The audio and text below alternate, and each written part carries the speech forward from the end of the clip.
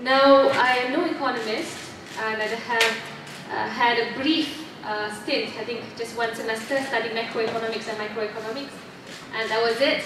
But I think it's important tonight, and how I would love to have had one side full together with you, so that at least you can have you know, a different type of viewpoints with regards to the goods and services tax. Unfortunately, he had to cancel last moment, and I thought it's best to start off with one paper produced by Joseph Stiglitz together with Shahir Imran. Of course, Stiglitz is a very famous American economist, and it really was written specifically to address the issue of equity and efficiency in tax reform in developing countries. So just to provide a preamble, because perhaps some of you who are some die-hard Pakatan fans, some neutral observers, some die-hard GST supporters. But the point is, it's always important to start off our discussion with an academic, relatively neutral. Of course, all academicians are always partisan, but at least in this instance, not politically partisan.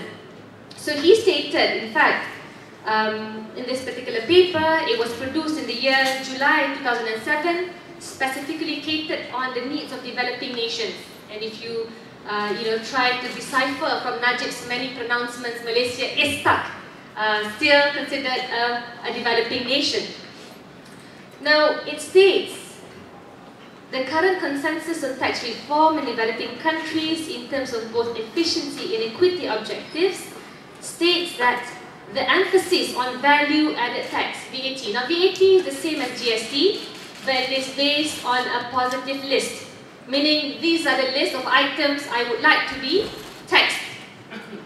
Whereas GST, these are the list of items I would like to be exempted from being taxed. Okay? So it's the same thing.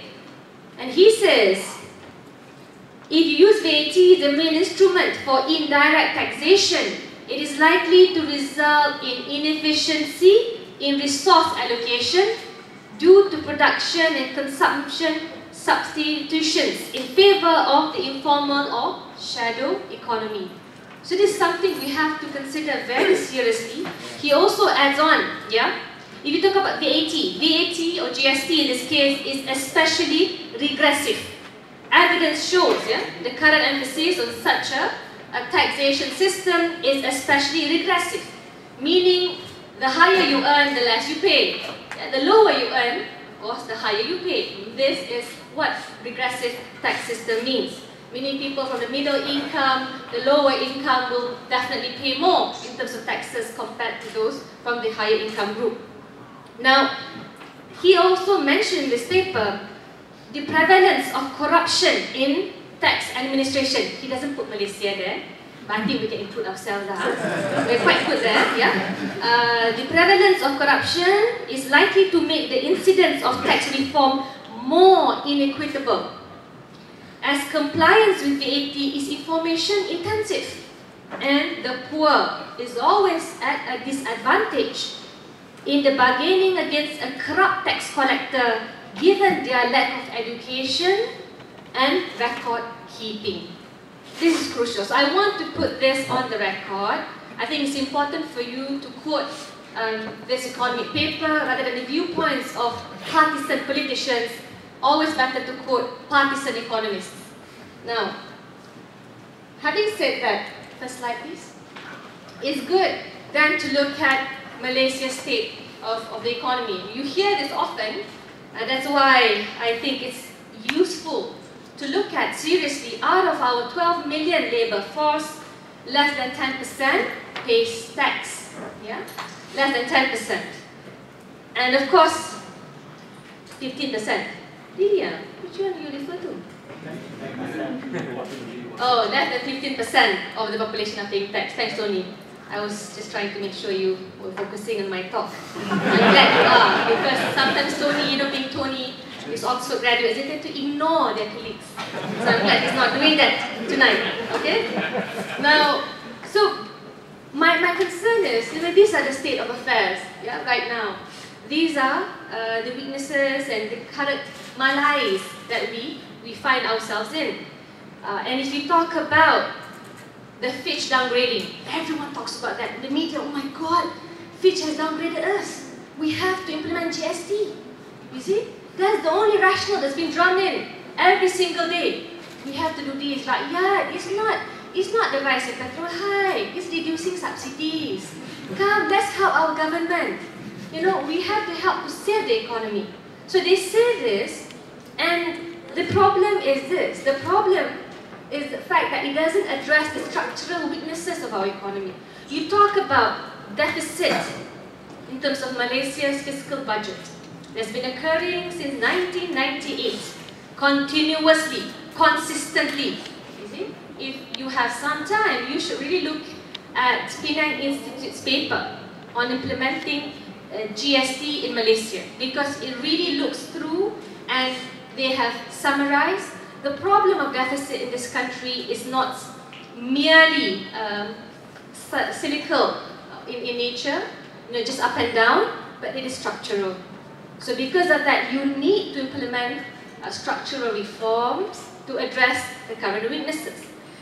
I also would like to allude to the fact that because of the current situation, it's very difficult for you to get accurate information. At one time, before I frequented and read the Penang Institute paper, I thought, well, the list of exemptions, you have so many negative lists. The poor will be protected. And I almost bought it. See me, an opposition member of parliament, second term, almost bought the words of the Barisan Nasional. See how dangerous their mainstream media is? So, this will be the reasoning, the justification. You have this whole list of exemptions. The poor will be protected. Yeah? If you look at the website, which Tony will go to, you will be even maybe roaring with laughter. So I'll just say that for Tony, for Tony. Apparently, nation building also, is one of the objectives for GST, to build the nation, to make it more prosperous. Anyway, there's also an assurance, by our second finance minister. We have so many, I'm not sure which one. We have, I think he's been there for quite some time. Datuk Seri Ahmad Husni Hanazlah. Yeah, so he's our second finance minister. And he stated on record, quote, May 2013, the government will not implement the goods and services tax in the near term. Of course, nobody believes him. I mean, this is Malaysia, nobody believes him. So, basically, economists, including CIMB Research House, CIMB, all feel that the GST will be coming during the next budget. So that's why we are here tonight. I just want to inform you. It's very important to understand the ramifications and the fact that not all justifications made by the government is true or is accurate. Because something as major as the implementation of GST must be brought down to the average, every person, at least the average consumer, debated in Parliament to get full-fledged approval and understanding. And I don't think you require parliamentary ratification. Now I'm very careful to say parliamentary ratification because that means only 90 members of Parliament from the ruling coalition. They vote for it, simple majority. There goes your SST replaced with GST. So next slide please. Here, because you heard about the 10% paying tax, I thought that wasn't fun enough. So I wanted to showcase, there's a new index, they call it the Big Mac. Now I don't advocate you eating McDonald's, it's not very healthy for you, okay? But I'm just saying, Big Mac as well as Starbucks. So you see here, in Malaysia, the average pay for a typical middle income person, we bring back home about $830 US. And in Malaysia, Big Macs are priced at $2.62 US. So that means the average Malaysian worker, when I don't advocate, but gets to buy only 10 Big Macs a day. The road to obesity, 10 Big Macs a day. And this is less than half of the same worker in Singapore. You see, Singaporeans get 23 more Big Macs per day. We only get 10 with how much we earn. I'm just showing the purchasing power. And you compare also with Australia, 35 Big Macs, you see? All the gyms in Australia are prospering as we speak. And of course, finally, the US, 27 Big Macs, because in US dollar terms, the average salaries are $3,643 US per month, yeah? And the and the Big Mac there cost $4.37. So just to show you, I mean, this is the current state. We're not talking about the poor who can't even pay taxes. We're even talking about the average salary for workers, for graduates, for middle income earners. And this is a structural problem. And because of this, for me, we can't divorce this reality from the actual implementation of the GST. There must be proper disclosure from the government on all these issues so that in the end, we get to choose the best sort of policy or tax policy that can benefit everyone. And frankly, I mean, what kind of government would be so shameless to recommend a taxation policy that taxes, no, just give me some time, dramatic effect here, that can, tax the people wholesale when they have blatantly stolen our money, seen through the Auditor General report. I mean, you're talking about 5.7 billion, Tony, or 6.7 billion. 6.5 billion ringgit. Dr. Zul was listening closer to my speech. 6.5 billion ringgit. Yes, on Kiaming's number. Okay, we can trust on Kiaming. He's trained. I think it's okay.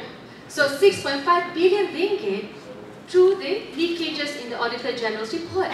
But of course, you can't take any repatriation action because the laws are insufficient, whatever. They always come up with excuses. But my point is, that's why the position taken by Pakatan Rakyat is, before we even embark on such a taxation policy, you must look at the state of the economy, the clear-cut weaknesses. What are you going to do to eradicate corruption? What are you going to do, to erase leakages? These are the steps that should be taken by the government. Now, if I look at throughout history, there's many things that the government has done which really, it doesn't jive somehow. You see? Next slide. Yes. This one, I think, was the first time when we were introduced to Datin Seri Rosmah. See her effect on the Malaysian economy. I like to say it like that. Because the first time the Prime Minister tabled his budget, he decided that particular year, in 2011, he wants to promote Malaysia as a shopping haven. Haven. And this he wants to achieve by providing branded goods at competitive prices. So you have, in the particular budget, the government proposal that the import duty on approximately 300 goods preferred by tourists and locals, I don't know which tourists, which locals, I'm not sure, between 5 to 30% be abolished. So such goods include apparel, handbags, I'm sure Birkin is somewhere there, shoes, shampoo, suits, children's apparel, wallets, hair colorants, golf balls, and of course, the item that got us laughing in Parliament, I think Tony laughed very loudly then as well, was undergarments, lingerie, nightwear, perfumes, and mosquito nettings. Wow, the Prime Minister found it fit to announce this in the national budget. Can you imagine? At that moment I was filled so much pride. Our new Prime Minister talking about lingerie at discounted prices.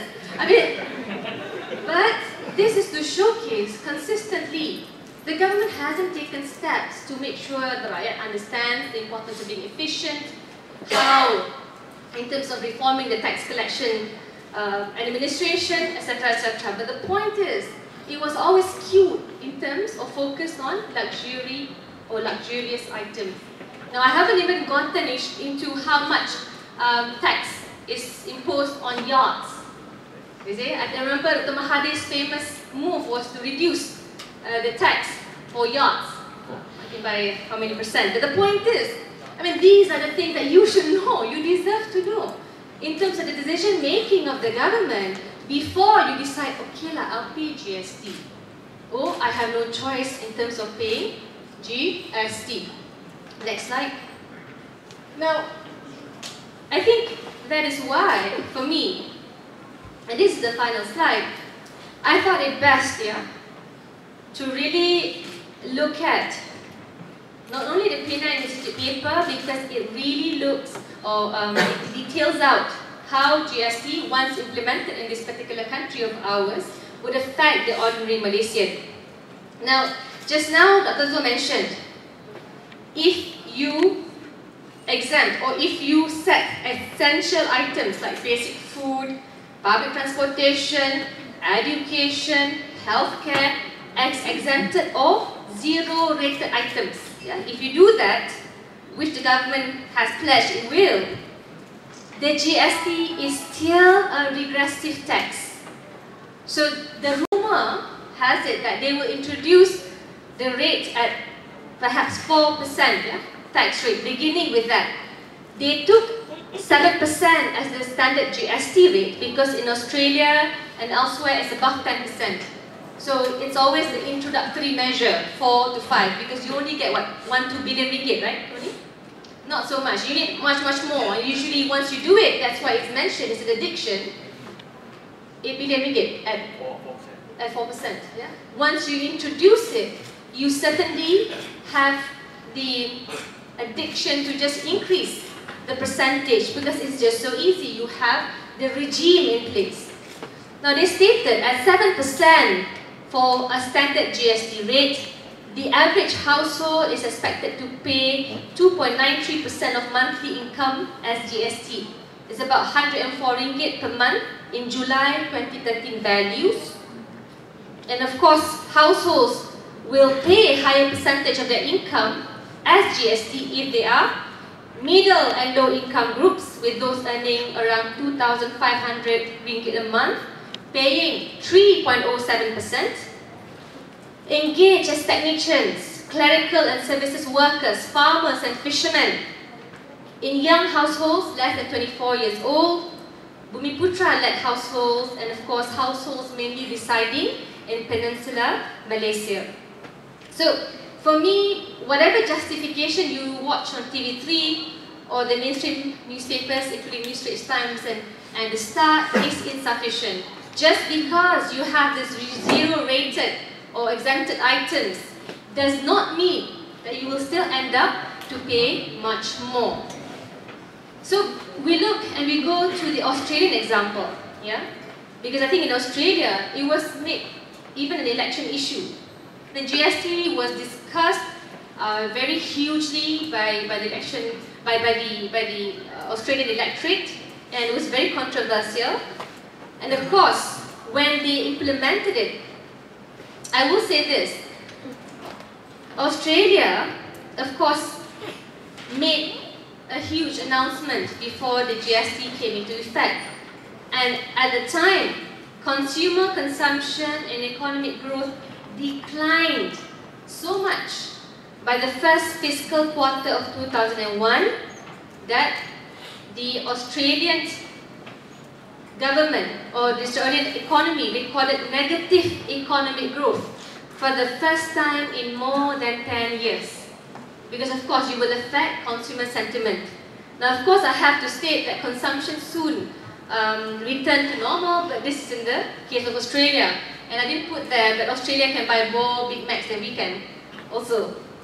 So a study commissioned at the time by Curtin's University of Technology, Perth, argued that the introduction of the GST would negatively impact the real estate market because it added up to 8% of the cost of new homes. Okay, that's one. And reduced demand by about 12%. The real estate market returned to boom between 2002 and 2004 when demand improved. And of course, at the same time, it even normalized. But the other problem we are discussing is with regards to the state governments.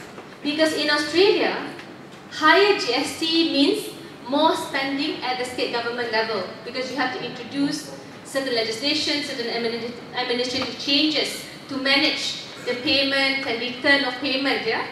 And the problem is, in Australia right now, the money transferred from the federal government to the states moves very slowly. And that's an environment where opposing sides kept winning at the state and federal level. So you're talking about it's going to be it's going to bring about negative repercussions for the Malaysian case, because you talk about Selangor, Pulau Pinang. Will the transfer of cash, I mean, as it is now, in terms of repatriation grants, the states get so little. Now, will it worsen after the GST? I mean, this is an issue that we haven't gotten a clear explanation of. I mean, even on the TPPA, state governments were not properly and completely briefed, let alone a GST. I mean, this is not done. So before you implement something like this, you must ensure the state governments are consulted and there's a clear-cut explanation on how the money, especially tax collection, will be passed on to the state governments. So I must say that in the end, I think tonight, I mean, speaking as neutral as possible, I would like you to really view whatever announcements made by the federal government with caution. Because at the end of the day, if even a cursory glance, and Tony will go to the website soon, even the cursory glance, a cursory glance on the government's website does not provide you with the necessary set of information to decide how to prepare yourselves and how GST's inflationary rates or perhaps the effect on the real estate growth, will affect their overall economic downturn. I mean, these are the information that you need. And that's why, when you go back, I know it's not going to be easy, I ask you, please read out at least on the Penang Institute's paper, and you should immediately write to the Prime Minister, write to your respective members of Parliament and the Minister to just highlight, before you do this, you must ensure proper consultation with the stakeholders, and you must ensure you punish the corrupt ministers and the relevant ministries. Then you can go to the rakyat and ask for their money. I think it's important because tonight, yes, you've gotten information, but please, I mean, we're not asking you to reject it wholesale. I think you should reject it wholesale. But my point is, at the very least, you must demand for greater accountability and a government. I mean, they control everything else. They control punitive laws, detention without trial. They control the makeup of our social relations. Please, at least on this new taxation regime, I mean, you cannot bulldoze your way. And that is the least, not the least, but one of the things that we should demand from the current administration. So I'm speaking on behalf of the state government as well, because I'm scared. I'm really scared that they're going to pay the price once GST is implemented, and it will just be a way for the federal government to, of course, crush us financially much further, while not sharing the proceeds from this new taxation scheme. So thank you very much for your time and for your